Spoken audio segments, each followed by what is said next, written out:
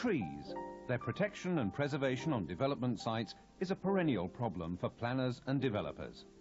The conflict between the need to maximise scarce building land and the environmental pressure to retain as many trees as possible often sets the property industry at odds with the planners.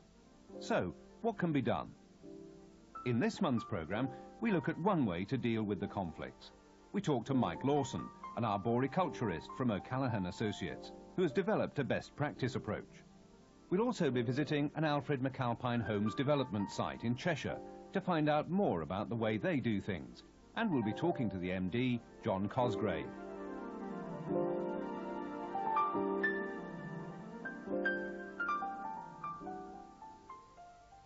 The progress of any planning application for development depends upon many factors, not least the environmental sensitivity of the site. Often this hinges on how many trees may be lost. In fact, tree protection is considered a planning authority's duty under the Town and Country Planning Act, and the need for preservation has been reflected in the planning process for many years. This is acknowledged by central government in planning policy guidance. I think it's essential, if we're going to have sustainable development in the United Kingdom, that we do consider the retention of large mature trees on sites. They add maturity, an older feel to properties. They screen sights and sounds, wildlife and conservation, and really this is a central part of the planning duty. Trees can be protected legally under the Planning Act in a number of ways. By using tree preservation orders, or TPOs, which prevent any work without consent of the planning authority. Trees on development sites can also be protected with planning conditions and obligations, including Town and Country Planning Act Section 106 agreements. There are also a series of standards produced by central government. The most recent is BS 5837, 1991, a guide for trees in relation to construction. Of course, whilst trees are of enormous benefit for sites, they are also actually a constraint. They have to be considered such by the development community, and often this causes confusion. They're seen as being in the way. In terms of British standards, in terms of planning conditions, Section 106 agreements, this is all seen as a negative time-wasting exercise, but it simply doesn't have to be like that. Yes, they are a constraint, but handled correctly, they add enormously to the value of a development. So, what can be done about the conflict and confusion that can exist? An arboriculturist is only one of many professionals which will be present during the development process. The production of a tree survey doesn't just help the tree people, it helps the quantity surveyors and other surveyors, engineers, the planners, the architects. So if we do produce structured reports, method statements, everyone else in the team does their job better. The approach O'Callaghan Associates have developed involves using a mission statement of arboricultural works. It's a pro forma which sets out a best practice approach. The system has already been in operation in parts of Britain for over 5 years now, and many planning authorities have formally included it as part of their planning approach. Of course, development teams are very experienced with the use of method statements for all types of issues associated with building and construction.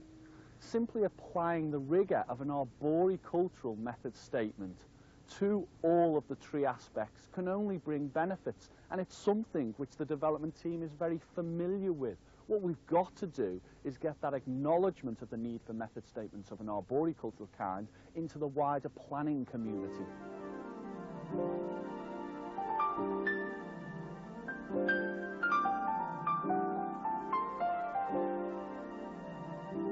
Alfred McAlpine Homes are currently developing a 234-acre site at Kingsmead near Northwich, Cheshire, providing approximately 1,800 dwellings.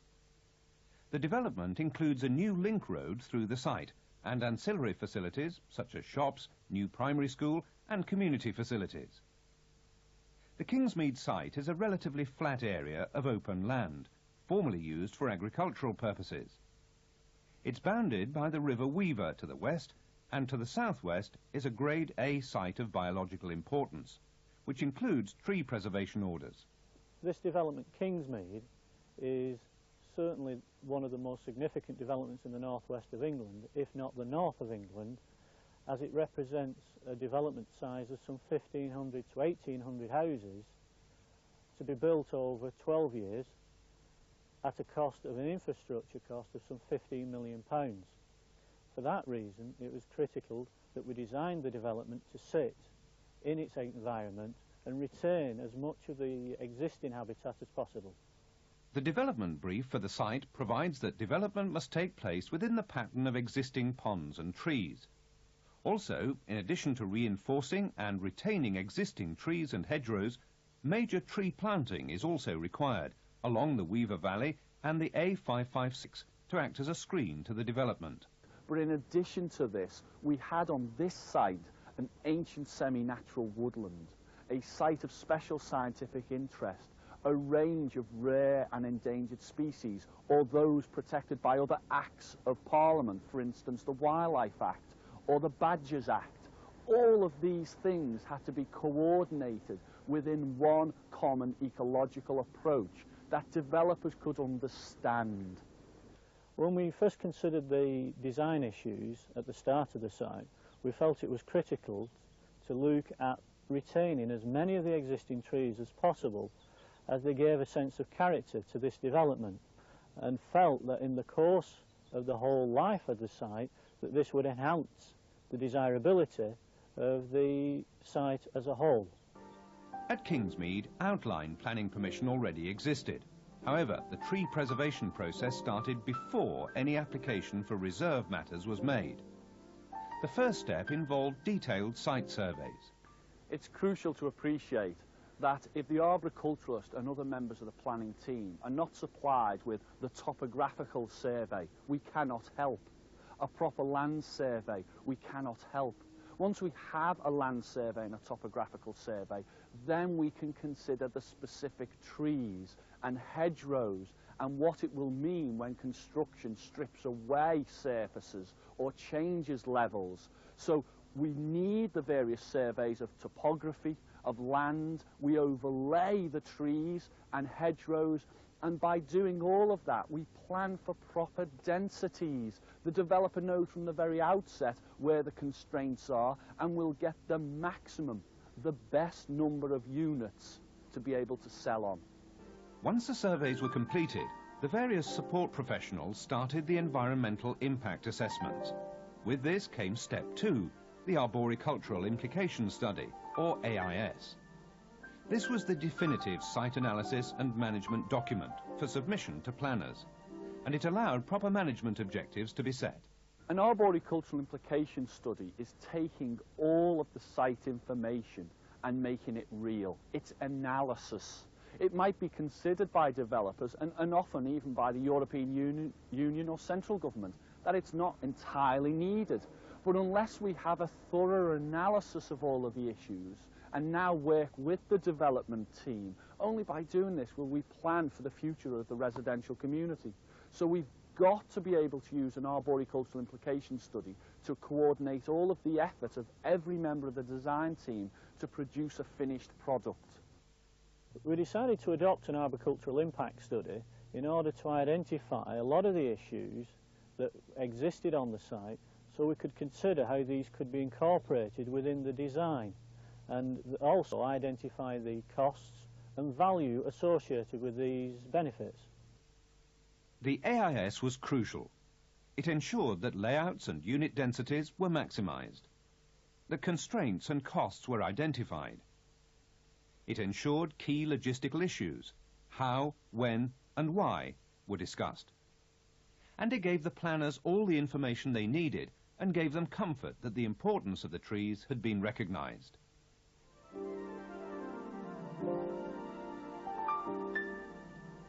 Next came step 3. This involved drawing up a management scheme. The arboricultural implication study is the starting point for producing all of the contract management frameworks for the production of a proper site strategy in relation to tree pruning, other tree works, special engineering works, tree planting, woodland management techniques, habitat creation. the very start of the process was the AIS, but it identifies a process for management into the future, so every subcontractor knows exactly what the issues are, what the costs will be, and the main client can plan more effectively.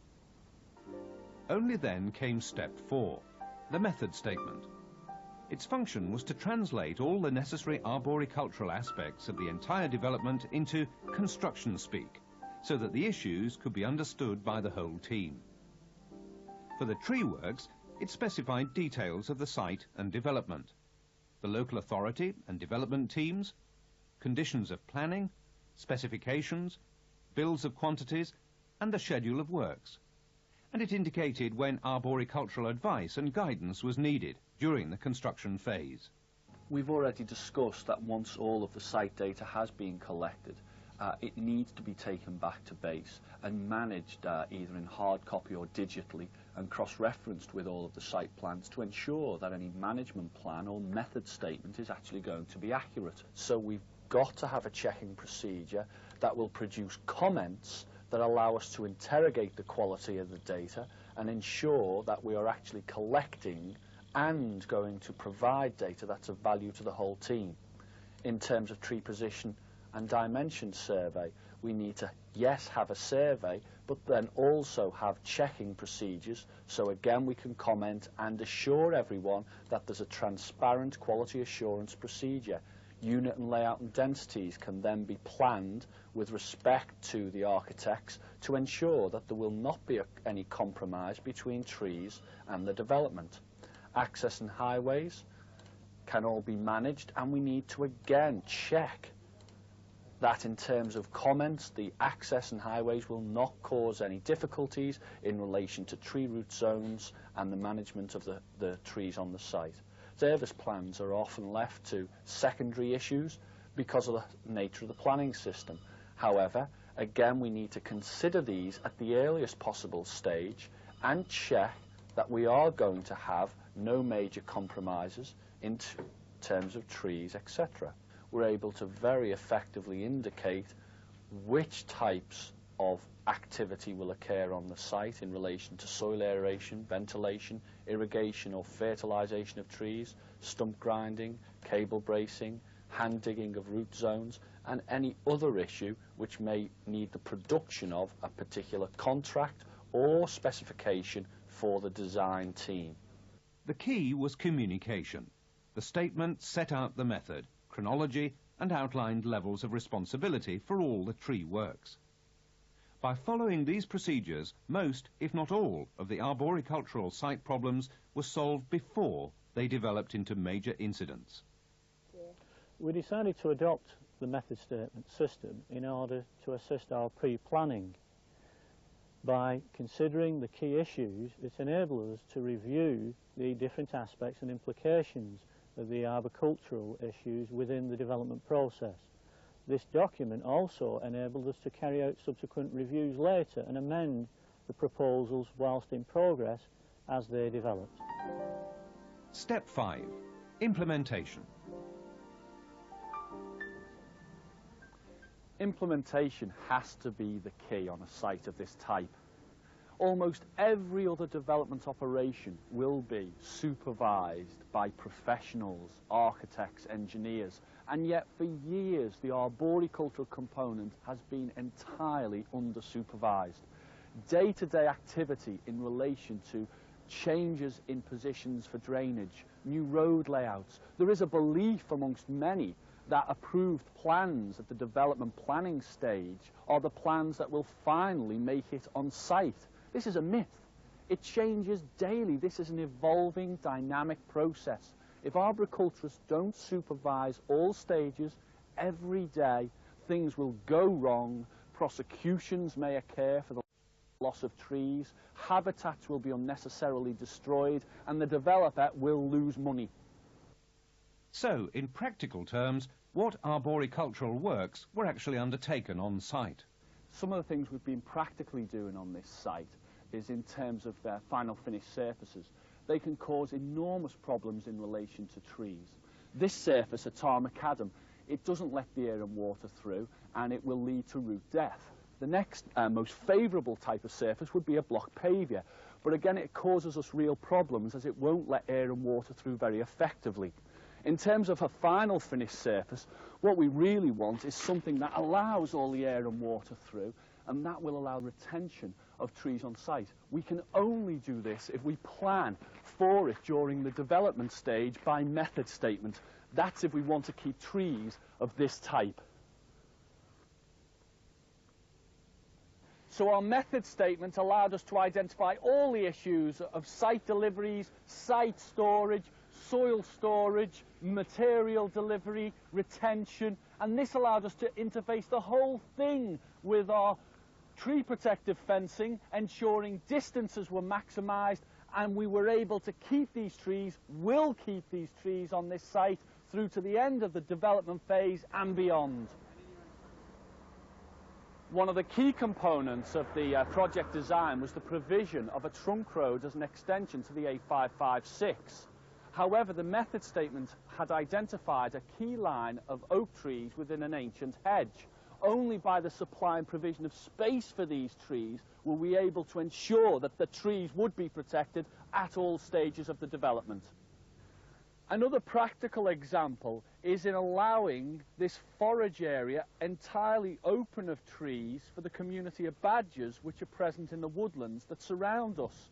This was deliberately done, and it's another practical example of how we may consider by method statements and pre-planning what the implications are of all of our actions. So by not planting trees in this case, we've positively contributed to the future of the site. So what can be learned from the Kingsmead approach? Well, arboricultural issues should be dealt with from a very early stage, preferably before any planning application is made. The success of a scheme lies in having the arboricultural issues supervised throughout the development by a competent and qualified arboriculturist. The developer essentially pays the consulting arboriculturist to keep the site in order, to ensure all the conditions of planning consent are enforced, and to deal with any emergencies that might arise. An important element is the reporting procedure. Site inspection records should be completed regularly, and monthly summaries of site activity should be prepared for the planners. The key to the whole process is communication. By following carefully documented procedures, most arboricultural problems can be solved before they develop, and, very importantly, cost savings can be made too. We believe this approach was the right thing to do by evidence of the development as it stands today. The retention of the trees has certainly paid dividends. We're reflecting abnormally high visitor rates on this site and a very high sales turnover, and certainly the feedback from the general public and our competitors alike would certainly encourage us to adopt this policy more and more on future developments. European, central and local government have all committed to the process of sustainable development. It's inevitable, we have to go along this route. Sustainable development simply means maximising our opportunities whilst never compromising future generations' opportunities. We can only do this if we bring all the professionals together, use the skills and expertise of the construction community in relation to method statements, special engineering, use planners' expertise, use arboriculturists and other environmentalists' expertise to make sites like this work.